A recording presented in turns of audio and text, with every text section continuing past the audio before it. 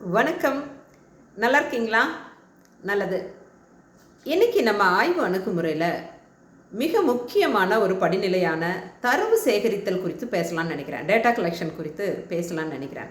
இன்னைக்கு நிறைய ஆய்வாளர்களுக்கு அது மிகப்பெரிய ஒரு பிரச்சனையாக இருக்குது. எப்படி அதை முறையாக செய்கிறது அப்படின்னு தெரியாமல் ரொம்ப குழப்பிக்கிறாங்க. பொதுவாகவே எப்படி நம்ம டேட்டா கலெக்ட் பண்ணுவோன்னு பார்த்தீங்கன்னா, நிறைய வகைகள் இருக்குது. நிறைய வகையில் நம்ம டேட்டா கலெக்ட் பண்ணலாம். அதில் குறிப்பாக நம்ம தமிழ் இலக்கியம் சார்ந்து செய்கிற ஆய்வுகள் எப்படியாக இருக்குன்னா, அதிகப்படியாக கள ஆய்வில் போய் இந்த நாட்டுப்புறவியல் சார்ந்த ஆய்வுகள் செய்கிறவங்க கள ஆய்வில் போய் தரவுகள் சேகரிப்பாங்க. அது இன்னொரு நாள் நம்ம பேசலாம். அடுத்ததாக பார்த்தீங்கன்னா, புத்தகங்கள் சார்ந்து அவங்க ஒரு டேபிள் ஒர்க்காக உட்காந்து அந்த புத்தகங்கள்லேருந்து தரவுகள் சேகரிக்கிறது தான் அதிகப்படியாக நடக்கிற ஆய்வுகளில் நடப்பது. இன்னும் நீங்கள் சாம்பிளிங் மெத்தட்லாம் செய்கிறது சாதாரணமாக சோஷியல் சயின்ஸில் ஆய்வு செய்கிறவங்க தான் அந்த மாதிரி செய்வாங்க. லேபில் இருந்து கிடைக்கிற ரிசல்ட்டில் இருந்து செய்கிறத சாதாரணமாக அறிவியல் ஆய்வுகள் செய்கிறவங்க செய்வாங்க.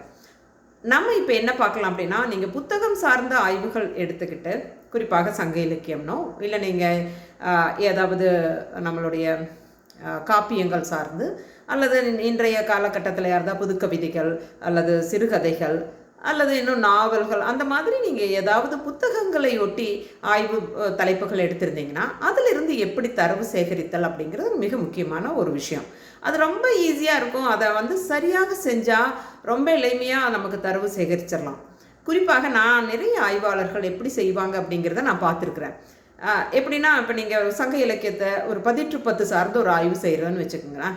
அதுக்கு என்ன பண்ணுவாங்கன்னா, அந்த 10 அந்த புத்தகத்தில் அவங்க சொந்தமாக ஒரு புத்தகமாக வாங்கியிருக்காங்கன்னு வச்சுக்கோங்க. அதில் அந்தந்த வரிகள் கீழே அண்டர்லைன் பண்ணுவாங்க. இப்போ அரசன் சார்ந்த ஒரு தரவு வருது, அப்போ உடனே அந்த வரிக்கு கீழே அண்டர்லைன் பண்ணிவிட்டு சைடில் அரசன் சார்ந்த தரவு அப்படிங்கிற மாதிரி ஏதாவது ஒன்று எழுதுவாங்க.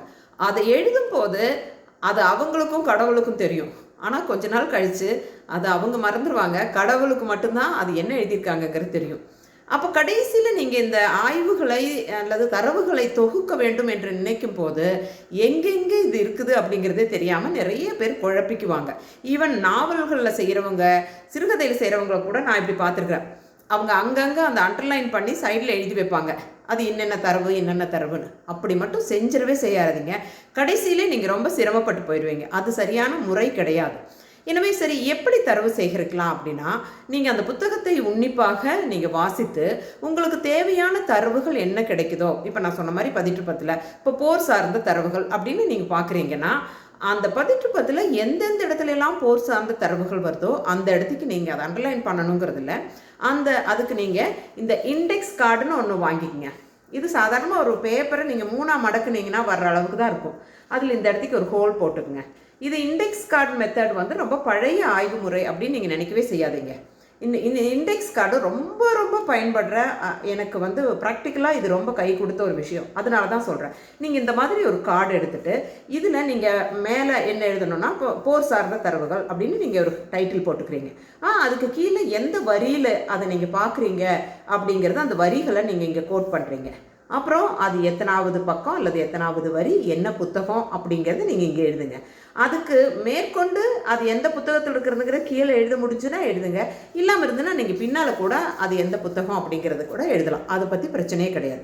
இப்படி நீங்கள் இதே மாதிரி இப்போ போர் சார்ந்த தரவுகள் அல்ல அரசன் சார்ந்த தரவுகள் அல்லது வேற்று நாடுகள் சார்ந்த தரவுகள் அல்ல பெண்கள் சார்ந்த தரவுகள், அங்கே இருக்கிற மக்கள் சார்ந்த தரவுகள் அப்படின்னு நீங்கள் என்னென்ன வகையான தரவுகளை நீங்கள் எடுக்க நினைக்கிறீங்களோ அதையெல்லாம் இந்த மாதிரி தனித்தனி இண்டெக்ஸ் கார்டில் மேலே டைட்டில் போட்டு நீங்கள் இப்படி அதாவது தேவையான இடத்துல நீங்கள் எழுதி வச்சிட்டிங்கன்னா, இது எப்படி ஆகுனா கடைசியில் நீங்கள் இது எல்லாம் தொகுத்து பகுப்பாய்வு செய்வதற்கு பயன்படுத்துவதற்கு இந்த கார்டுகளை எல்லாம் நீங்கள் வச்சுட்டு இந்த தனித்தனியாக ரொம்ப ஈஸியாக அரசர் சார்ந்த தரவுகள் அப்படிங்கிறப்ப உங்களுக்கு என்ன லட்டு மாதிரி தனித்தனியாக வந்துடும். அது எந்த இடத்துல இருக்குது, என்ன வரிகள் அப்படிங்கிறதெல்லாம் ரொம்ப எளிமையாக உங்களுக்கு தெரிஞ்சிடும்.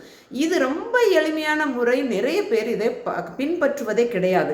ஏன் இதை நெறியாளர்கள் சொல்லிக் கொடுக்கறது இல்லையா, இல்லை மாணவர்கள் செய்கிறது இல்லையா அப்படிங்கிறத பற்றி எனக்கு ஒரு புரிதல் இல்லை. பட் இதை செஞ்சிங்கன்னா ரொம்ப எளிமையாக தரவு சேகரித்தலும் தரவு சேகரித்தவற்றை நீங்கள் பகுப்பாய்வுக்கு உட்படுத்தவும் இது ரொம்ப பயன்படும். இதை நீங்கள் தரவு சேகரிக்கிறதுக்காக மட்டும், அதாவது உங்களுக்கு ஆய்வுக்கு அடிப்படையான தரவுகளுக்கு மட்டுமல்லாமல் மேற்கோள்களை நீங்கள் தேடும் போதும் வேறு ஏதாவது புத்தகங்கள் உங்கள் ஆய்வு சார்ந்த தரவுகள் இருந்தால், அதாவது மேற்கோள்கள் இருந்தாலும் இதே மாதிரி இண்டெக்ஸ் கார்டு போட்டு அது எந்த புத்தகத்தில் எந்த ஆண்டு, அது உங்களுக்கு ஒரு இந்த எம்எல்ஏ மெத்தட் இருக்கு இல்லையா, என்னென்ன தேவைகள் அதில் வேணுமோ அதே நீங்கள் வந்து குறிப்பிட்டு வைத்து விட்டீர்கள்னா கடைசியில் ஐயோ நான் வேறு ஏதோ ஒரு புத்தகத்தில் வாசித்த இது சார்ந்தது அப்படின்னு தேடிட்டு இருக்க வேண்டிய அவசியம் இல்லை.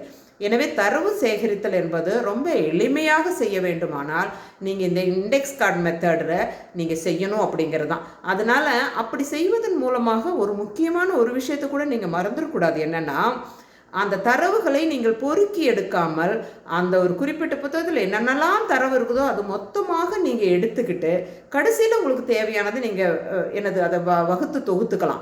அதன் மூலமாக என்னாகுனா, அந்த பொறுக்கி எடுத்து முடிவுகளை சொல்லும் ஒரு தவறான முறையிலிருந்து இப்படியான முறையான ஒரு தரவு சேகரித்தால் உங்களுக்கு அதில் கிடைக்கிற முடிவுகள் வந்து நம்பகத்தன்மையோடு இருக்கும் அப்படிங்கிறது ரொம்ப முக்கியம்.